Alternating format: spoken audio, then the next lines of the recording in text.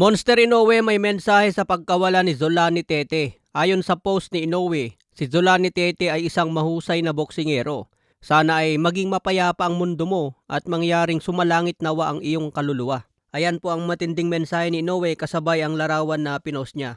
Alam niyo ba na muntik na maglaban dati si Zolani Tete at Inoue? Nagtagpo ang kanilang landas noon sa WBSS tournament sa Bantamweight Division. Lahat ng malalakas noon sa Bantamweight Division, maglalaban sila sa isang tournament hanggang matira matibay at maging undisputed champion. Siyempre kasama dyan si Nonito Donaire noon. Si Zolani Tete ang WBO Bantamweight champion noon. Makakalaban na niya sana si Donaire sa semifinals. Pero umatras si Tete dahil nagkaroon siya ng injury. Kaya hindi po siya natuloy sa tournament. Dahil umatras si Tete noon, si Donaire na ang lumaban kay Naoya Inoue sa finals. Habang nagpapagaling si Tete sa kanyang injury, nagkaroon ng interim champion at si Casimero ang lumaban. Nakaharap niya si Ricardo Espinosa at nanalo si Casimero. Naging WBO interim champion si Casimero at nadepensahan pa niya ng isang beses bago niya nakaharap si Zolani Tete. Noong bumalik na si Tete mula sa injury noong 2019, si Casimero ang nakaharap niya at dito na natulog si Tete.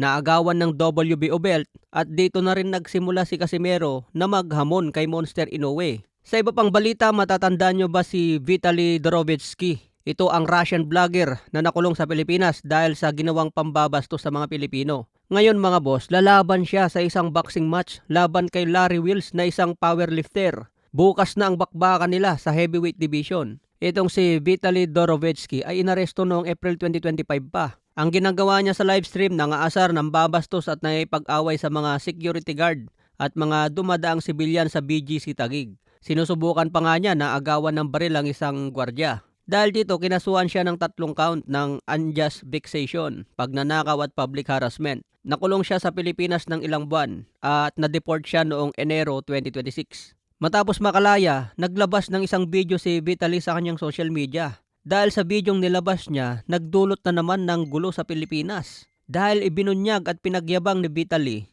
na nakagamit siya ng cellphone sa loob ng kulungan. Dahil daw binibigyan niya ng suhol ang mga bantay. Dahil sa pagbubunyag na ito ni Vitaly, agad na sinibak sa pwesto ang 3 immigration officer na nagbabantay sa kanya dahil sa kapabayaan sa trabaho at pagtanggap ng suhol. Fast forward tayo mga boss, dahil sa pagiging viral ng taong ito, tila mas nakatulong pa sa kanya ang mga ginagawa niya dahil nabigyan ng pagkakataon na kumita ng malaki dahil sa sabak sa isang boxing match laban sa kilalang powerlifter na si Larry Wheels. Sa paghaharap nila kanina, mas mabigat ng 50 pounds si Larry Wheels kaya sobrang dehado si Vitaly sa timbang. Pero walang timbangan ito mga boss dahil labanan ito ng influencer. Basta magsuntukan na lang sa gitna ng ring at magsuot ng gloves. Kaya abangan ang bakbakan bukas mga boss. Kasabayan nito yung laban ni Rolando Romero at Teofimo Lopez.